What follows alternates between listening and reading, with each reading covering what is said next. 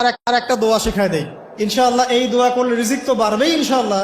আপনার যত ঋণ আছে ইনশাআল্লাহ আল্লাহ পাক শোধ করে দিবে। বিশ্বাস করলেন না? এই দোয়া শিখাই দিচ্ছি, এজন্য আমাকে হাদিয়া দেওয়া দরকার। স্পেশালি আমাকে এখন হাদিয়া দেওয়া দরকার। একটা গুরুত্বপূর্ণ দোয়া শিখাই দিচ্ছি। আলী রাদিয়াল্লাহু আনহু বলেছেন, কোন ব্যক্তির যদি পাহাড়ের সমানও ঋণ থাকে, এই দোয়া যদি আমল করে আল্লাহ পাক ওই ঋণও শোধ করে দিবেন ইনশাআল্লাহ।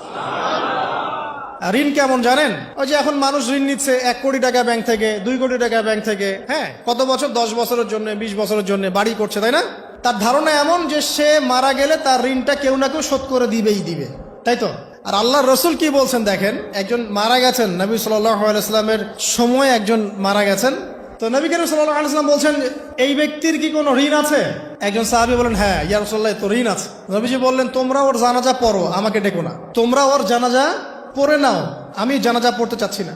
আমি এখন কেমন করে আপনাকে বুঝাবো ঋণ কত ভয়ঙ্কর জিনিস? আপনি যে ব্যাংক থেকে 3-4 কোটি টাকার লোন নিয়ে রাখছেন, লাখ লাখ টাকা লোন নিয়ে বসে আছেন, দিব্যি সুখে বসে আছেন, এমন চিন্তায় যে আপনার মৌত হবে না। আর নবী সাল্লাল্লাহু আলাইহি ওয়াসাল্লাম সময়ে একজন মারা যাচ্ছেন, তিনি বলছেন তোমরা জানাজা পড়ে নাও, আমি জানাজা পড়তে চাচ্ছি না। মানে ঋণগ্রস্ত ব্যক্তি জানাজাও তিনি পড়তেন না। তারপরে একজন এসে বললেন, ইয়া রাসূলুল্লাহ, আমি তার ঋণ শোধ করে দিব, তার যা ঋণ আছে আমি শোধ করে দিব। তখন নবী এসে জানাজা পড়লেন সাল্লাল্লাহু আলাইহি ওয়াসাল্লাম। তা আপনার এই কোটি কোটি টাকা ঋণ শোধ করার লোক তো রেডি আছে নাকি? আছে না?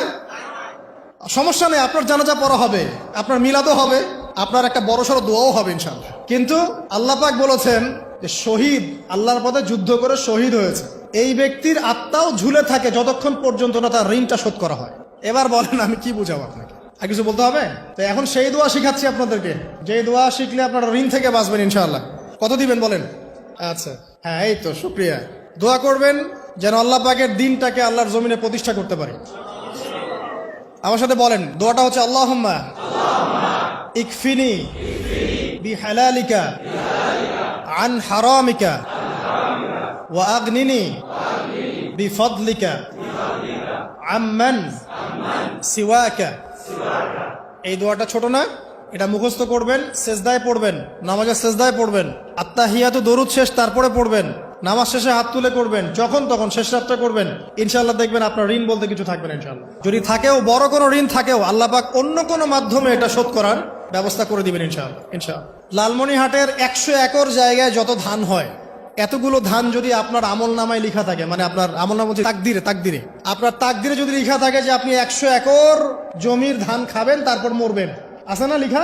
একটা দানা কম বেশি হবে?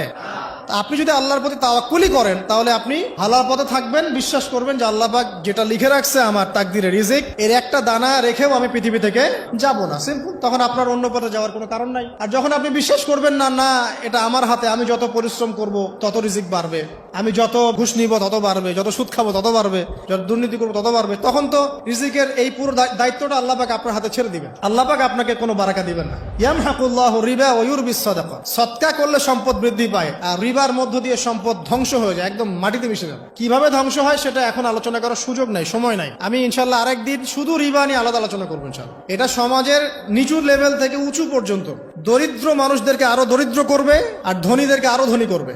সম্পদ এক শ্রেণীর মানুষের হাতে গিয়ে জমা হয়ে যাবে, সবার হাতে সম্পদ এভাবে সার্কুলেট করতে থাকবে না।